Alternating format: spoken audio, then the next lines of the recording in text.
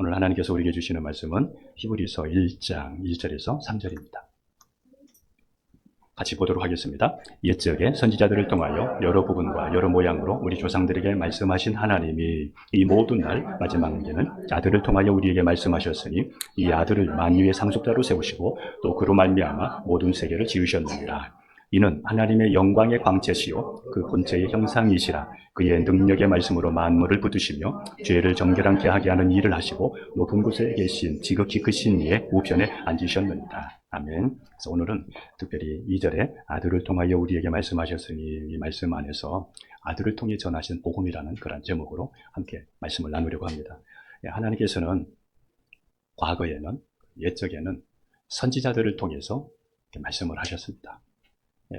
아브라함을 통해서도 또 모세를 통해서도 노아를 통해서도 또 이사야, 에레미야, 또 다니엘, 에스겔 이런 선지자들을 통해서도 하나님께서 말씀하셨는데, 그러니까 앞으로 오실 하나님의 아들의 그림자로 그들을 이렇게 사용하셔서 말씀을 하셨습니다. 그 말씀 속에는 앞으로 메시아가 와서 복음을 전하시고, 그리고 그 메시아를 통해서 이스라엘 백성들이 또 우리가 구원받는 그런 하나님의 복음이 그 안에 담겨져 있습니다. 그래서 하나님께서 선지자를 통해서 이렇게 말씀을 전하실 때 그 말씀을 받아들이는 사람들한테는 그 말씀의 복을 받았고, 또 그 말씀을 받지 않는 사람들한테서는 또 그만큼 그들에게 그 복음이 임한 것을 우리가 구약 성경을 통해서 볼 수 있습니다. 그래서 우리도 하나님의 말씀을 대할 때 말씀과 소통이 이루어져야 됩니다. 우리가 지금 이제 오늘 또 말씀을 들을 때에도 말씀은 인격이기 때문에 말씀과 서로 교감이, 소통이 이루어져야 이 말씀이 내게 복이 됩니다. 이런 말이 있잖아요. 소귀에 격리기라는 말이 있잖아요. 소귀에 격리기가 아니라 하나님의 말씀이 내게 들려와야 돼요. 귀에도 들려오고 마음에도 와닿고 잘 들려와야 좋습니다. 왜냐하면 요한복음 10장 26절에서 28절에 하나님의 백성은, 또 양은 목자의 음성을 듣는다고 했거든요. 그러니까 하나님의 백성들은 이 목자의 음성, 하나님의 말씀이 들려진다는 것이죠. 한번 보겠습니다. 요한복음 16장 26절에서 28절입니다. 같이 갑니다. 너희가 내 양이 아니므로 믿지 아니하는도다. 내 양은 내 음성을 들으며 나는 그들의 알며 그들은 나를 따르느니라. 내가 그들에게 영생을 주노니 영원히 멸망하지 아니할 것이요 또 그들을 내 손에서 빼앗을 자가 없으리라. 그래서 하나님의 말씀은 지나가면서 듣는 말이라도 귀를 기울여서 들으려고 하고, 그리고 행하려고 해야 돼요. 어디 가서 전도하는 전도자들이 전하는 메시지라도 귀를 들이면서 그 말씀에 내게 적용을 시켜보고 들으려고 이렇게 해야 됩니다. 하나님께서는 처음에는 여러 사람들을 아들의 그림자로 사용하셨다, 이렇게 말씀하셨어요. 그런데 마지막 날에는 하나님이 아들을 통하여 직접 말씀하게 하셨습니다. 그래서 오늘 아들을, 마지막 날, 그러니까 예수님이 오셔서 마지막 날, 예수님이 오신 때를 말하는데 마지막 날, 그리고 하나님의 아들이 직접 말씀하신, 우리는 그 복음을 듣고 그 말씀을 듣는 그 중심에 우리가 서 있습니다.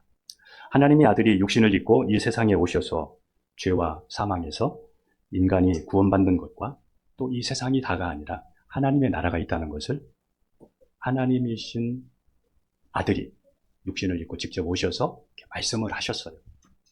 그래서 이것이 우리에게 복음이 되는데, 오늘은 이 말씀을 중심으로 해서 말씀을 나누려고 해요. 자, 마지막 날에 하나님의 아들이 직접 말씀하신 그 말씀, 이것은 중요하다는 것입니다. 중요하다는 것을 우리에게 상기시키고 있는 것입니다. 그래서 이 말씀을 우리가 귀를 기울이면서 함께 나눴으면 좋겠습니다. 하나님의 아들의 그림자인 모세가 전하는 율법도 이 모세의 율법대로 하지 않으면 심판이 있었잖아요. 보응을 받았잖아요.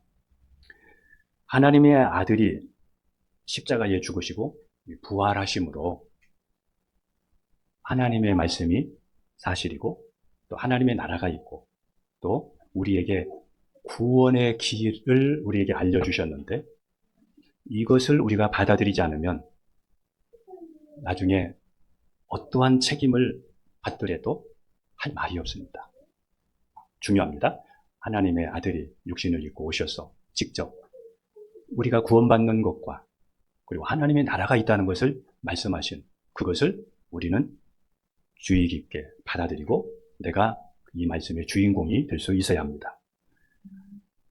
성경적인 신앙은 아는 것과 행하는 것이 하나예요. 아는 것과 행하는 것이 하나가 성경적인 신앙이다. 아는 것과 행동이 하나가 되지 않으면 하나님의 말씀과 우리와 간격이 점점 생길 수가 있어요.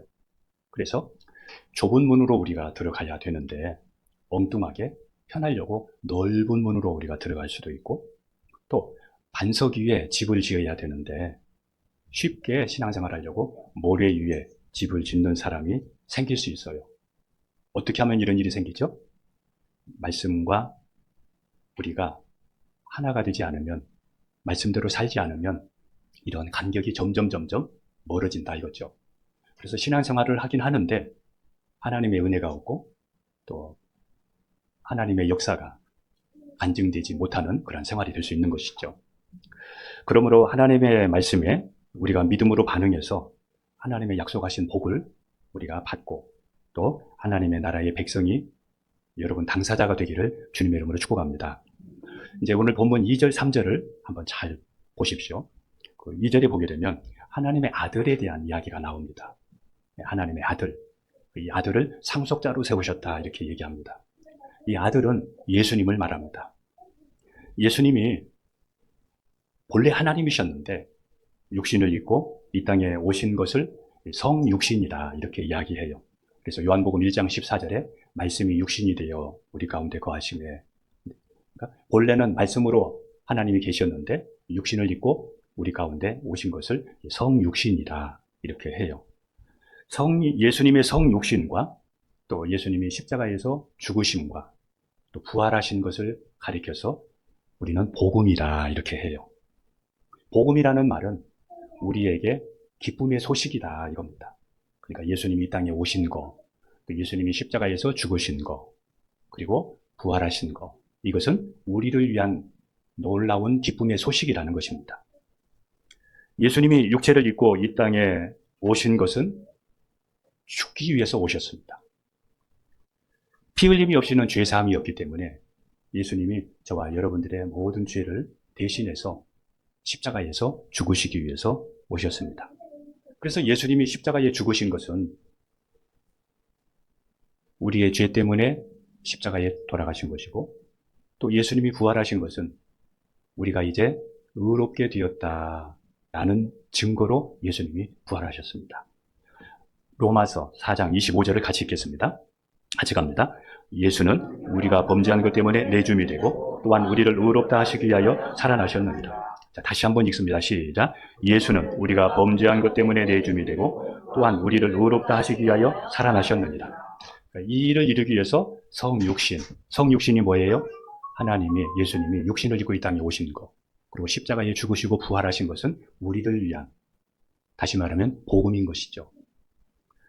두 번째, 이제 2절, 3절 말씀을 이렇게 따라오시면 두 번째, 예수님은 누구시냐 하면 첫 번째는 예수님은 하나님의 아들이시고, 그리고 두 번째는 예수님은 창조주이십니다.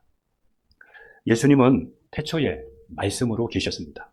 태초에 말씀이 계십니다. 이 말씀이 하나님과 함께 계셨으니 이 말씀은 곧 하나님이시니라. 요한복음 1장 1절에 말씀하셨지 않습니까? 근데 예수님이 말씀으로 천지를 창조하셨습니다. 예수님은 말씀으로 온 세상을 지으시고 또 예수님이 짓지 않는 것이 없습니다.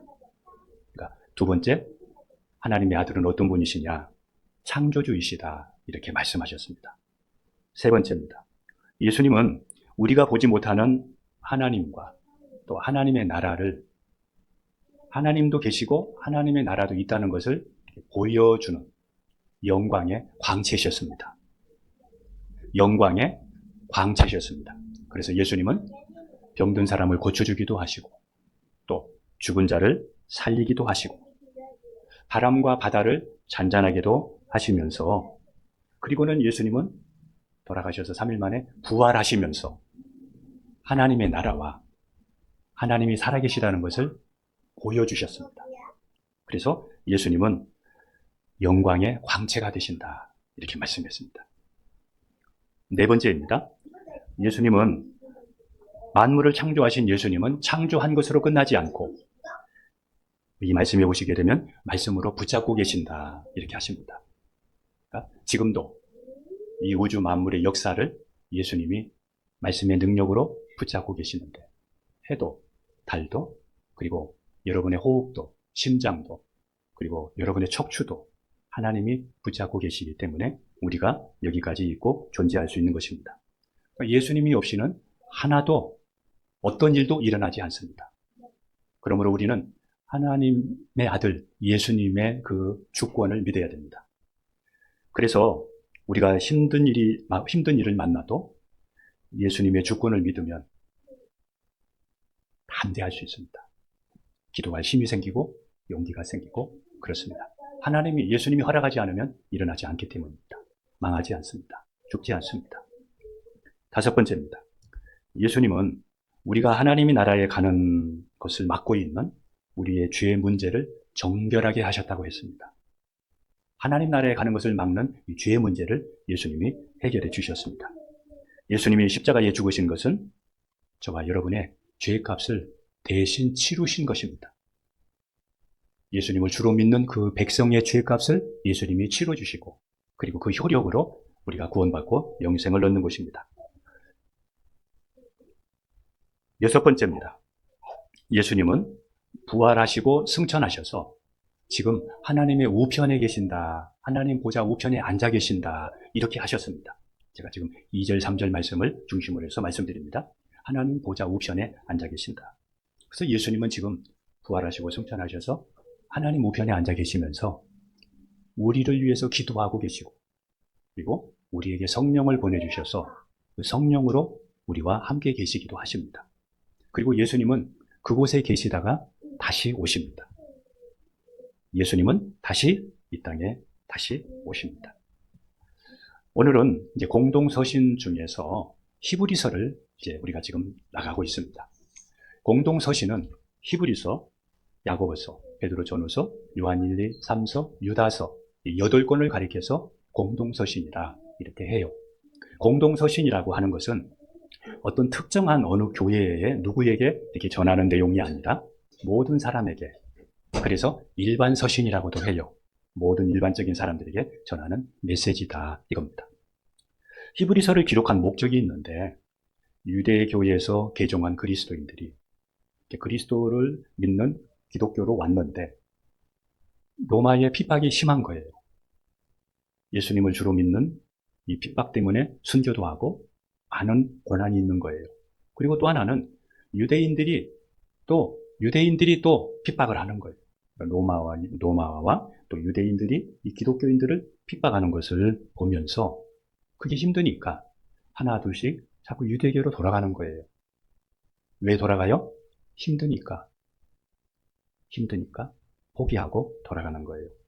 그래서 히브리서는 유대교로 다시 돌아가려고 하는 사람들에게 믿음으로 사는 데는 인내가 필요하다 이렇게 말해요. 그래서 인내라는 말이 히브리서에 많이 나와요.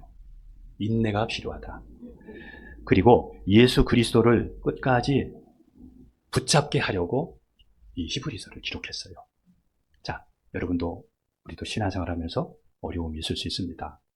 경제적인, 사업적인, 또 여러 가지 환경에. 그러나 어떻게 해야 돼요? 인내해야 돼요. 믿음으로 인내하고 끝까지 예수 그리스도를 믿는 그 믿음을 놓지를 말아야 돼요. 네, 이렇게 하려고 히브리서를 기록했습니다. 히브리서를 가리켜서 제5복음서라 이렇게 말해요. 네, 마태, 마가, 누가, 요한 이거를 4복음서라 하잖아요. 근데 왜 히브리서를 가리켜서 제5복음서라 하느냐 하면 4복음서는 예수님이 이 땅에 오셔서 행하신 지상의 일들을 주로 기록되었는데 히브리서는 예수님이 부활하시고 승천하셔서 하나님 우편에 계시는 그 천상의 사역을 주로 말씀을 하셔요. 그래서 제5복음서라 이렇게 말하기도 합니다. 승천하신 예수님은 하나님 보좌 우편에 계시면서 제가 아까 말씀드렸듯이 지금도 여러분을 위해서 우리를 위해서 기도하고 계시고 그리고 성령을 보내주셔서 오늘 또 우리와 함께 계시고 예배 가운데 함께 계시고 그리고 성령으로 우리가 이 세상을 극복할 수 있는 힘을 또 은혜를 주십니다. 그러므로 우리는 믿음의 주여 온전케 하시는 예수님을 우리가 늘 바라보면서 힘들고 어려울 때 그 예수님을 바라보면서 우리도 인내하면서 끝까지 우리가 예수님을 붙잡아야 돼요. 한번 히브리서 12장 2절 3절을 같이 가겠습니다. 믿음의 주요 또 온전케 하시는 이 예수를 바라보자. 그는 그 앞에 있는 기쁨을 위하여 십자가를 참으사 부끄러움을 개의치 아니하시려니 하나님 보좌 우편에 앉아 계시니 너희가 피곤하여 낙심하지 않기 위하여 죄인들이 이같이 자기에게 거역한 일을 참으신 일을 생각하라. 자, 예수님도 자기 일을 자기의 사명을 잘 감당하셨듯이 우리도 인내하면서 예수님 바라보면서 끝까지 믿음으로 승리하는 여러분 되기를 축복합니다. 이제 히브리서는 대부분의 사람들이 믿음을 말해주는 믿음장이다 이렇게 이야기하는 분들이 많아요.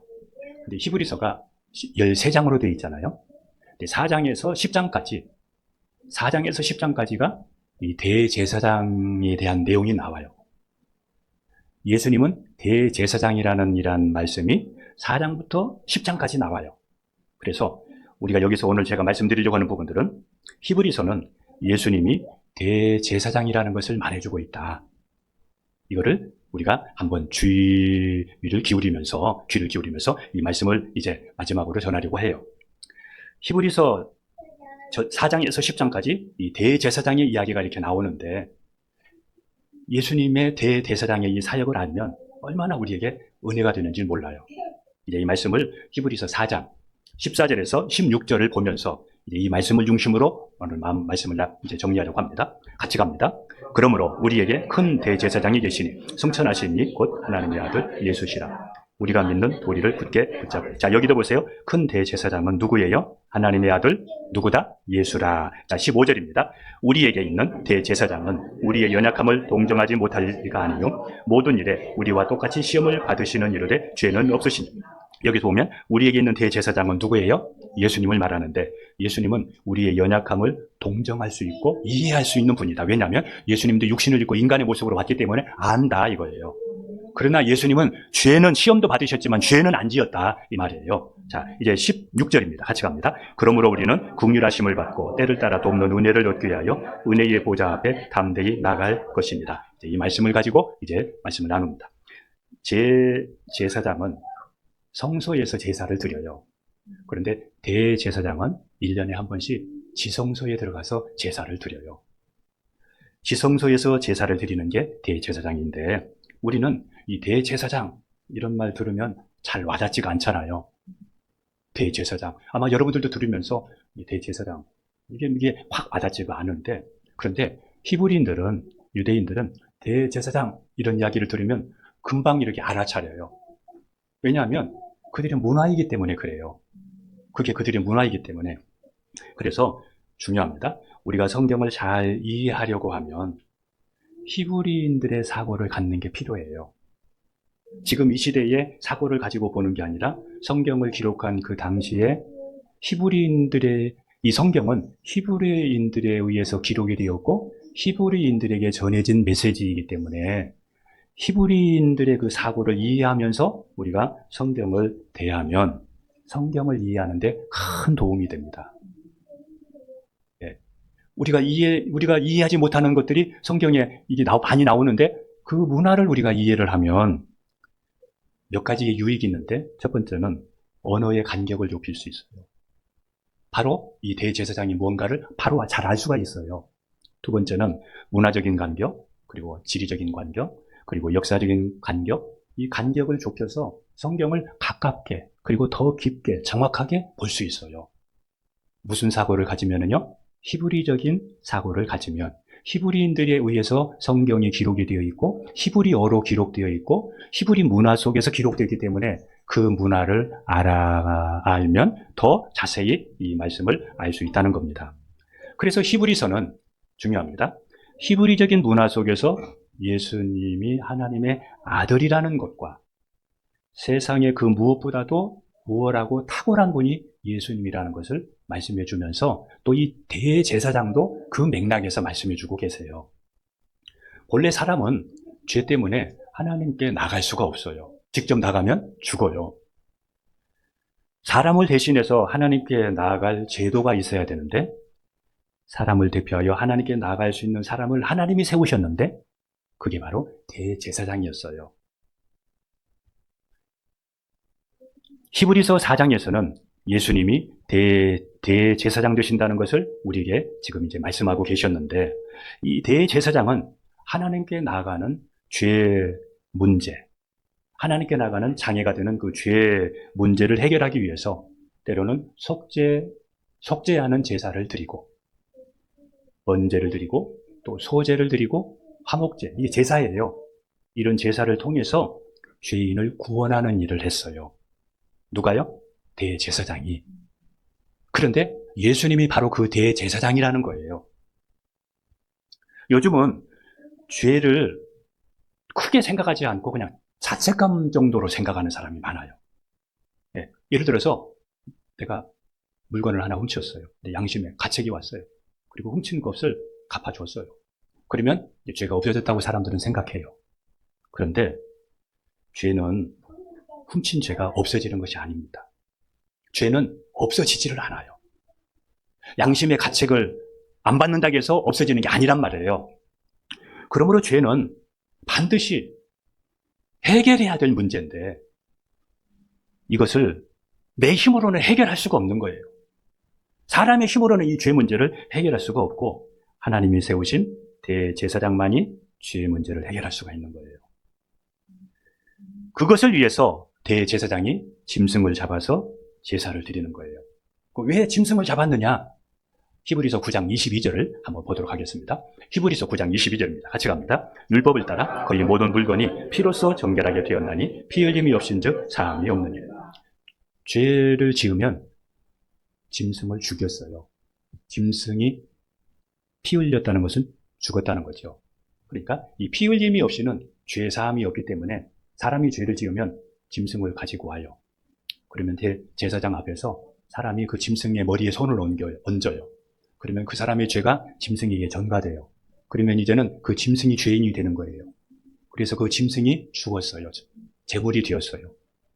이것처럼 우리가 죄 사함을 받는 것도 피 흘림이 없이는 안 되기 때문에 예수님이 제물이 되셔서, 십자가에서 제물이 되셔서 피 흘려서 우리의 죄 문제를 해결해 주신 거예요. 대제사장이신 예수님은, 또 보세요. 대제사장이신 예수님은, 여러분 말씀 보세요. 예, 15절입니다. 15절입니다. 대제사장이신 예수님은 우리의 연약함을 동정하고 공감하시는 분이시다, 이렇게 말씀했어요.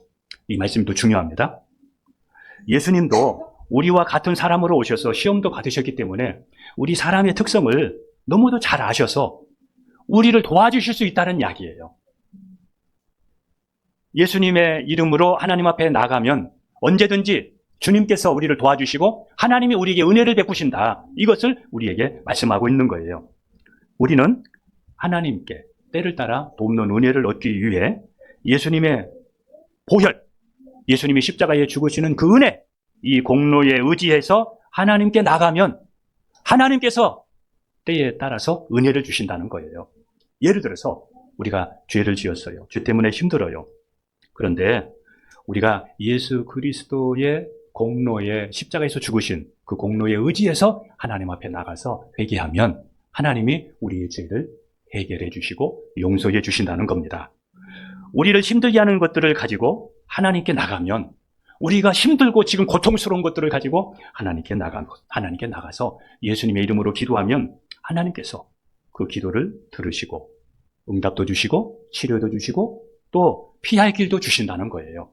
그러므로 예수님의 공로에 의지해서 하나님 앞에 때를 따라 돕는 은혜를 얻기 위해서 하나님께 나아가라. 하나님께 나아가서 기도하자. 이겁니다. 하나님께 나가라. 예수님께서 가버나움이라는 동네에 들어가실 때 로마의 한 백부장이 예수님께 나와서 간절한 청을 합니다. 예수님, 제 하인이 중풍병에 걸렸습니다. 그래서 힘들어하고 고통스러워합니다. 예수님, 제 하인을 좀 고쳐주세요. 그래서 예수님이, 그래, 내가 하인을 고쳐주겠다, 내가 가겠다, 그렇게 가시려고 하니까 그 백부장이 하는 이야기가, 예수님, 그냥 말씀만 하세요. 제 밑에도 100명의 밑에 아랫사람들이 있는데 가라고 하면 가고 오라고 하면 옵니다. 예수님, 우리 하인 치료되라는 말씀만 하십시오. 그러면 제 하인이 나을 겁니다. 한번 말씀 한번 보겠습니다. 마태복음 8장 7절 8절입니다. 같이 갑니다. 이르시되 내가 가서 고쳐주리라. 백부장이 대답하여 이르되 주여 내 집에 들어오심을 나는 감당하지 못하겠사오니 다만 말씀으로만 하옵소서. 그러면 내 하인이 낫겠사옵나이다. 예수님이 이 말씀을 듣고 감동이 되어져서 이렇게 이야기합니다. 가라, 내 믿음대로 될지어다. 그리고 가보니까 그 중풍병 하인이 깨끗함을 받은 거예요. 이게 뭐예요? 나아가니까. 자, 우리도 필요할 때, 어려울 때 예수님의 공로에 의지해서 하나님께 나가서 은혜를 구하면 하나님이 저와 여러분들에게도 은혜 주신다는 것을 잊지 마십시오. 예수님은 주님께 나오는 백부장의 믿음을 통해 그 하인을 고쳐주셨습니다. 우리도 말씀에 의지해서 하나님께 나가 기도하면 하나님께서 여러분에게 은혜를 주시고, 여러분의 마음의 소원과 문제가 있다면 하나님께서 그 문제를 가장 선하게 인도해 주실 것입니다. 하나님이 하시면 안 되는 일이 없습니다. 어제까지 안 되었어도 오늘 저녁에 하나님이 만지시면 내일 문제가 해결될 수 있습니다. 그러므로 하나님을 의지하고 낙심하지 마시고, 이제 12월 한 달 남았는데 여러분의 가정에 한 가지 이상 간증이 있기를 축복합니다. 구약의 제사나 율법은, 이제 말씀을 정리하려고 해요. 구약의 제사나 말씀이나 율법은 장차 올 좋은 일의 그림자예요. 다시 말하면 장차 올 그분은 예수님을 말해요. 다시 말하면 구약의 말씀이나 제사나 절기나 이 모든 것은 예수님의 그림자라 이 말이에요. 참 형상이 아니란 말이에요. 율법이나 제사가 그림자였다면 예수님은 구약에서 제사장들이 드렸던 그 제물이 그림자였다면 예수님은 참 형상이에요. 그래서 예수님이 십자가에서 돌아가신 것은 이게 진짜 제물이에요. 구약에서 짐승을 잡았던 것은 앞으로 하나님의 아들이 와서 이렇게 죽임을 당하고 온 백성들이 죄 사함 받을 것을 말씀해주는 그림자였어요. 근데 예수님이 오셔서 이제 그림자가 완성이 되었다는 거예요. 자, 한번 보겠습니다. 히브리서 10장 1절입니다. 자, 시작. 율법은 장차 올 좋은 일의 그림자일 뿐이요 참 형상이 아니므로 해마다 늘 드리는 같은 제사로는 나오는 자들을 언제나 온전하게 할 수 없느니라. 자, 그러니까 제사를 한 번만 드리는 것이 아니라 제사 짓고 또 제물 드리고, 죄를 지으면 제물을 드리고 와서 또 죄를 지으면 또 제물 가지고 또 가야 되고, 이런 일이 늘 반복되는 거예요. 예. 그리고 이 죄가 완전히 해결될 수가 없는 거예요. 다시 말씀드립니다. 구약의 제사나 율법이나 말씀은 예수님의 그림자였다. 구약의 대제사장도 대제사장이신 예수님의 뭐다? 그림자였다. 예수님은 염소와 송아지의 피로 하지 아니하고 오직 자기 피로 우리의 과거와 현재와 미래의 모든 죄를 한 번에 그리고 영원한 속죄를 이루시는 분이셨다는 거예요. 십자가에서. 예수님의 제사는 그래서 구약의 모든 제사와 율법의 완성이요 예언의 성취라는 것입니다. 그러니까 마지막 날 예수님을 통해서 주신 복음이, 말씀이 얼마나 중요하겠어요. 얼마나 중요하겠어요. 과거에는 양을 잡았지만 예수님이 제물이 되셨어요. 과거에는 제물을 통해서 덮어주셨지만 예수님이 오신 후로부터는 죄를 다 온전히 해결해 주셨어요.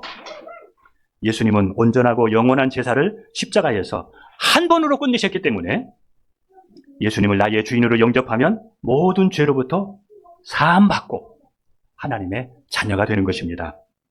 죄 사함을 받으면 예수님께서 우리에게 성령을 보내주시고, 그리고 성령으로 우리와 함께 영원히 함께 계셔서 주님과 동행하는 삶을 살게 됩니다. 한번 히브리서 9장 11절, 12절을 다시 한번 봅니다. 같이 갑니다. 그리스도께서는 장래 좋은 일에 대제사장으로 오사 손으로 짓지 아니한 것 곧 이 창조에 속하지 아니한 더 크고 온전한 음소야 송아지의 피로 하지 아니하고 자기의 피로 영원한 속죄를 이루사 단번에 성소에 들어가. 이제 이게 예수님이 십자가에 한 번으로 과거와 현재와 미래의 죄를 왜 이런 효력이 있는지 이해가 되시겠습니까? 단번에 영원한 속죄를. 우리는 십자가를 볼 때마다 우리를 위해서 피 흘리신 예수님을 봐야 됩니다. 예수님이 우리를 핏값을 주고 구원하셨기 때문에, 그리고 우리는 하나님의 영광을 위해서 살고 주님이 원하는 삶을 살아야 됩니다. 저와 여러분이 그러한 삶을 살기를 축복합니다. 말씀 마지막 한 구절 읽고 마칩니다. 고린도전서 6장 20절입니다. 같이 갑니다. 값으로 산 것이 되었으니 그런즉 너희 몸으로 하나님께 영광을. 자, 우리가 어떤 사람이 되었습니까? 예수님의 피값으로 구원받은 사람이 되었고 하나님의 자녀가 되었습니다. 이제 어떻게 살아야 될까요? 너희 몸으로 하나님의 영광을 위해서 살라고 합니다. 예. 저는 우리 자녀들을 위해서도 기도할 때, 하나님, 주님이 원하는 일을 하며 살게 도와주세요. 예. 주님이 원하는 일을 위해서 살게 도와주세요. 예. 우리 둘째가 교사가 되겠다고 했을 때, 너 왜 교사가 되려고 그러니? 그러니까 예. 안정적이고 몇 가지 얘기를 했어요. 그때 제가 말렸었습니다. 교사 되지 마라. 예. 그리고 나서 한참 후에 1년이 지나서 아버지, 저는 교사가 되겠습니다. 왜 교사가 되려고 그러니? 그렇게 물으니까 저는 주님이 원하는 일을 하겠습니다. 교사를 통해서 주님이 원하는 일을 하겠습니다. 그 말이 지금도 유효해요. 그래서 저는 그것을 위해서 다 기도하고 있습니다. 하나님, 학원에 있는 동안, 교사로 있는 동안 학원 선교하게 도와주시고, 저는 레파토리가 똑같아요. 예, 학원 선교하게 도와주세요. 그리고 동역자 만나게 도와주세요. 예, 그리고 더 귀하게 쓰임받도록 하나님 도와주세요. 여러분도 하나님이 건강 지켜주시고 여기까지 붙잡아 주신 거, 예, 하나님 영광 위해서, 그리고 주님이 원하는 일을 위해서 아직 기회를 주시는 겁니다. 우리 감사하잖아요. 하나님 영광 위해서 또 주님의 기쁘신 뜻을 이루는 저와 여러분들 되었으면 좋겠습니다. 올 한 해 잘 마무리하시고 또 2026년도에 더 귀하게 쓰임받는 저와 여러분 되기를 축복합니다. 기도하겠습니다. 모든 걸 잃은 그날에도 나는 주를 떠나지 않았네. 침묵 속에서 무너져도 주의 이름만 부르짖었네. 전주 없이 닥친 시련이 내 영혼을 흔들어도 주신 이도 거두신 이도 오직 주 한 분이시기에 마침내 주의 손이 다시 날 일으키시네. 깊은 눈물의 밭에서 은혜가 꽃피네. 내 고통의 끝에 주의 얼굴을 보았네.